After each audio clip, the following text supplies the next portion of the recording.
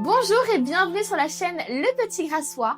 Aujourd'hui, on se retrouve pour une création spéciale Pâques, placée sous le signe de la gourmandise et des couleurs pastel. Je vais vous montrer comment la réaliser pas à pas, mais avant de commencer, place à la présentation du matériel. Pour réaliser ce tuto, vous aurez tout d'abord besoin de cire de soja pour bougies coulées ainsi que pour bougies moulées et fondant. Il vous faudra aussi un contenant en verre pour bougies et une mèche adaptée à votre contenant. Personnellement, j'ai pris la SP70. Je vous conseille de prendre un centreur de mèche ainsi qu'un autocollant pour mèche. Quand on pense à Pâques, on évoque les chocolats et c'est pour ça que j'ai choisi la fragrance Rocher Praliné. Pour ce qui est des décors, j'ai décidé d'utiliser notre moule spécial Pâques ainsi que le moule de petites fleurs. On continue avec les colorants. Ici, j'en ai choisi 4, du jaune, du rose, du vert et du violet pour faire une bougie bien colorée. Comme nous allons faire une chantilly, vous aurez besoin d'un fouet électrique, d'un petit saladier, d'une spatule ainsi que d'une poche à douille accompagnée de la douille de votre choix. Pour finir, il vous faudra un bécher, une balance, un thermomètre et un coupe-mèche. Pour commencer, je mesure 65 g de cire pour bougie coulée que je mets au bain-marie. En attendant que la cire fonde, je colle mon autocollant à ma mèche que je fixe ensuite de manière bien centrée à mon contenant. Je mets également au bain-marie 3 préparations de cire pour fondant qui me permettront de réaliser les décors. Une fois ma première cire fondue, je mesure sa température et ajoute du colorant vert clair ainsi que 10% de fragrance. Je mélange bien et une fois la température de coulage atteinte, je peux couler ma cire dans mon contenant délicatement. Pour la réalisation des décors, je fais la même chose pour chaque préparation.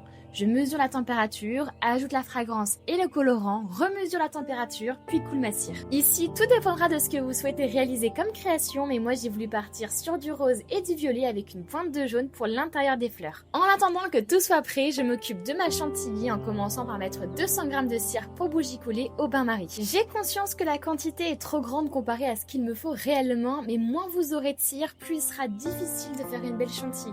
Alors croyez-moi, il vaut mieux en faire un peu trop que pas assez. Comme vous avez pu le voir, une fois ma cire fondue, je mesure sa température et en attendant que celle-ci redescende, je me permets de démouler mes petites fleurs. J'ajoute ensuite 10% de fragrance ainsi que mon colorant jaune, puis je mélange bien.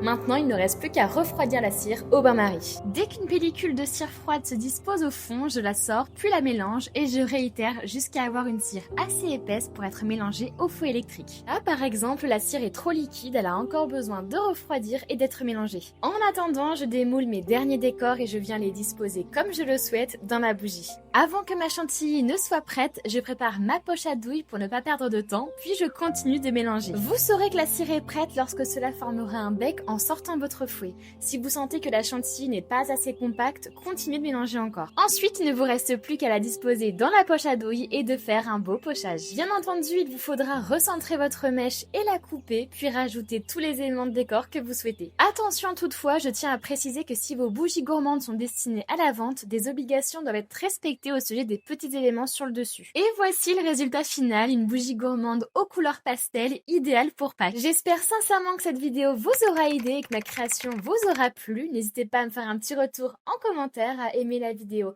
et à vous abonner. Et moi, je vous dis à bientôt pour un nouveau tuto.